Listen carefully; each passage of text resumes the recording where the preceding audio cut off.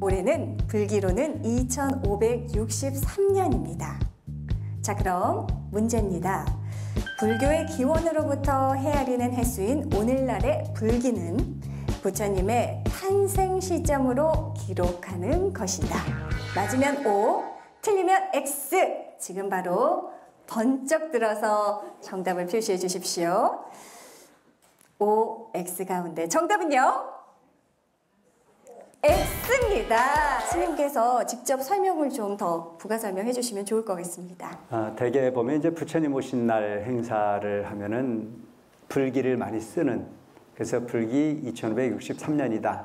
그러니까 당연히 상식적으로 생각할 때 부처님께서 탄생하신 기원이 2563년이겠다라고 하는 생각을 하는 경우가 일반적인 상식입니다. 그런데 내가 보니까 이제 이 젊은 불자들, 특히 불교대학을 공부하거나 하신 분들은 불기라고 하는 부분이 기원이 부처님이 열반을 기점으로 만들어졌다라고 하는 부분을 아마 이렇게 알고 계시는 분들이 그렇게 흔치는 않습니다.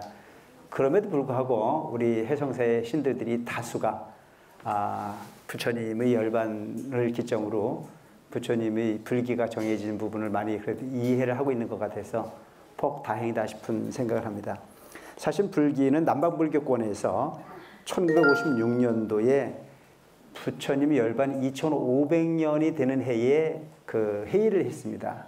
그래서 부처님이 탄생연대가 아닌 부처님의 열반일서부터 쳐서 불기를 정하자라고 논의를 했고, 그 논의되어진 부분을 우리 지금 동아시아 불교 부분에서도 받아들여 가지고 공통적으로 부처님 열반을 중심으로 해서 불기를 이렇게 세워가고 있다라고 공인화가 되어져 가고 있는 상황입니다. 그러니까 오늘 정답은 사실은 열반이 맞지 탄생연기는 아니다라고 하는 걸로 이해를 하면 좋을 것 같습니다. 부처님이 그 열반이라고 하는 부분은 보면 그야말로 우리가 80세까지 사시다가 열반에 드시지 않습니까? 그래서 그 열반이라고 하는 부분이 얼마나 그 당시에 가슴이 아팠으면 탄생보다도 열반을 더 큰 충격으로 받아들였을까라고 하는 걸 생각해 보면, 뭐 열반이라고 하는 부분이 됐든 탄신이라고 하는 부분이 됐든 그게 중요한 것이 아니고, 우리는 탄신도 중요하고 출가도 중요하고 또한 그 성도일도 중요하고 열반도 중요하다라고 하는 사실을 우리가 깊이 인식할 필요가 있지 않겠나 그런 생각을 합니다. 네, 불자상식 Q&A OX 퀴즈. 자, 이어서 두 번째 문제 드리도록 하겠습니다. 부처님께서는 마지막 공양을 받으신 후 육신의 극심한 고통을 받으시고 열반에 드시는데요. 부처님께 최후의 공양을 올린 이는 금세공업자인 춘다였다. 맞으면 O, 틀리면 X. 정답은 동그라미 O 맞습니다. 부처님께서 출가하셔서 6년 동안 고행을 하셔서 그 고행주의를 통해서 얻을 수 있는 부분이 없다는 사실을 아시고 정말 앙상한 몸을 가지시고 모든 기력이 다한 가운데 니련자나라고 하는 강가에 가서 목욕을 하시고 난 이후에 탈진이 되어 있는 상황 속에 수자타라고 하는 여인이 지나가다가 탈진이 되어진 수행자를 보고 그 수행자에게 우유주, 지금으로 이야기한다면 요구르트를 이렇게 먹여주십니다. 그의 힘을 얻어서 부처님은 밝은 정신을 가지고 기운을 차리셔서 보리수 아래 앉으셔서 수행을 하시고 비로소 깨달음을 얻으신 것이 부처님의 깨달음의 시작입니다. 그래서 지금도 보면 스님들에게 우유 공양을 많이 올립니다.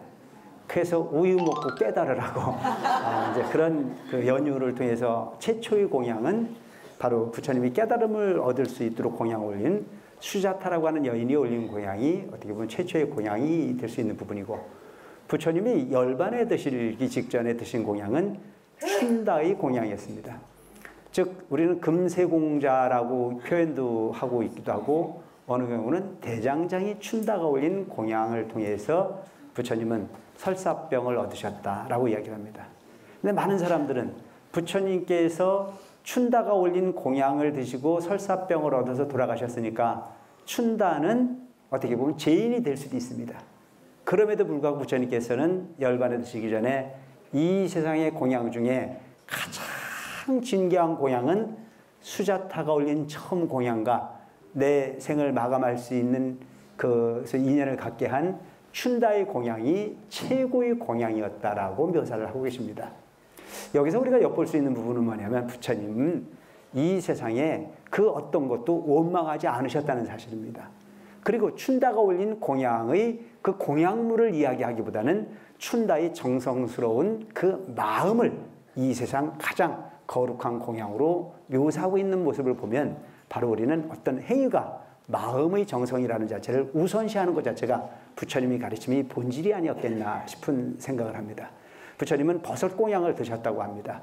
그 잘못되어진 버섯 공양을 통해서 그 독성분을 통해서 설사병을 얻으셨고 그 설사병으로 당신이 멸도의 길을 가시면서도 오직 이 세상의 공양에 있어서는 춘다의 공양이 가장 정성스러운 공양이었다고 말씀하고 계시는 내용을 보면 그 부처님께서 45년이라고 하는 긴 세월 동안 오직 중생구제를 위해서 유행을 하시고 가시는 곳마다 왕이 올리는 공양, 그야말로 재상이 올리는 공양, 이 세상에 더 없는 공양이 그렇게 많았을 텐데도 불구하고 그 춘다가 올린 그 공양을 통해서 가장 큰, 가장 정성스러운 공양이었다라고 표현하시는 모습을 보고 우리가 배워야 될 것이 결과론적 어떤 그런 모습보다는 그 과정을 중시 여기는 부처님 가르침을 우리가 가슴에 안고 살아야 되지 않을까 싶은 생각을 합니다.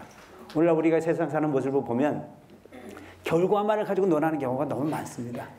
하지만 우리 인생이라는 자체는 과정을 빼놓고 결과는 존재하지 않습니다. 그래서 부처님 가르침은 처음도 좋고 중간도 좋고 끝도 좋아야 되는 것이 부처님 가르침입니다.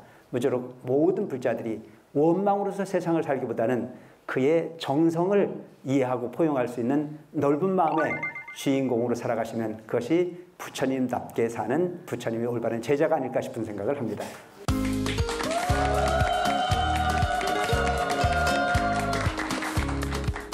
월터 스님과 함께하는 BTN 증문즉설 당신을 응원합니다. 오늘은 직장에 다니고 계시는 30대 불자님의 사연을 소개하겠습니다.